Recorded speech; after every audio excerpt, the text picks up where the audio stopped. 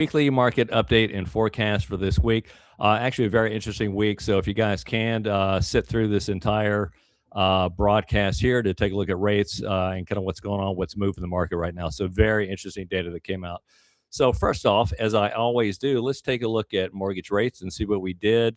I typically show the actual rates, but this week I wanted to show the graph because it gives you a better idea of kind of where rates have been and where they are now. So, the blue line here basically shows the daily average of rates, and we hit a peak of well over 6.8% recently, and then they drop all the way down to 6.73, something like that, I believe is where they're at today.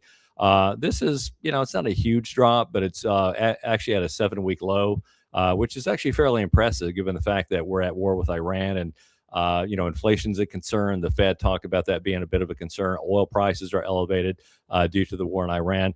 The other two lines are weekly surveys, not as meaningful because they don't capture that daily volatility and rates that we see.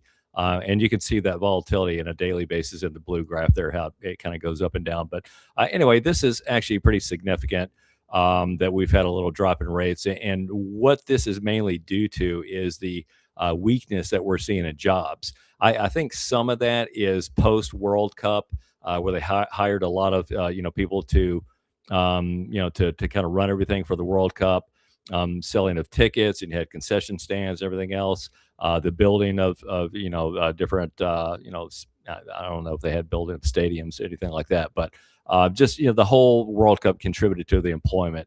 But anyway, let's take a look at jobs and see what happened. This is a Bureau of Labor Stats. This is a government number that is published. It is subject to revisions quite a bit, so we can't always rely on this 100% because they have to go back a few months previous and just redo the numbers. But you can see by the graph here that we've had a loss of 23,000 jobs in July. That's pretty significant. I mean, it wasn't just softness; it was actually a loss of jobs. But more than that, you go all the way back to March, where we had about 200,000 jobs that were created, and it's just been a slow, steady decline since then. So the jobs market is getting weaker, the economy is getting weaker. This is typically good for mortgage rates, and we can see that that's one of the reasons why rates did drop to 7-week lows because of that. And then unemployment rate, again, I think I mentioned this before on one of the calls or maybe my newsletter, but it dipped down to 4.1%. A little bit misleading because basically what happened was you had people that are looking for jobs, they can't find work, they drop out of the labor force, and so the labor force is actually smaller. It basically makes it seem like unemployment rate is dropping, but it's really not. People just give up working.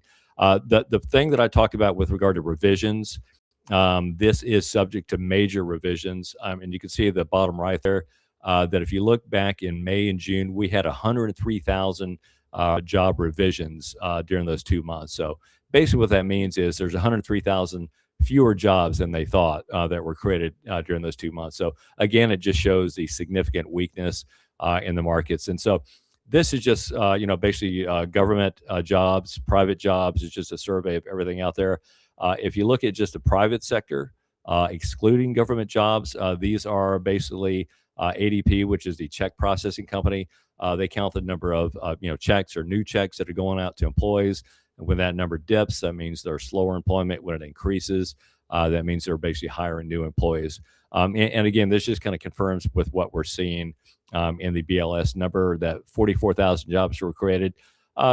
Decent, I guess, but it's still relatively weak compared to where it was back in May. And again, it just shows a steady decline since from a couple months ago. And then let's see what else is significant on here. Company size, small, medium, large, they all added some employees, but really nothing to write home about. Still shows pretty significant weakness. And I think that's about it. But this is, some pretty good news in the face of, war in Iran, higher oil prices, inflation is a concern. We don't like to see job losses and weakness in the economy.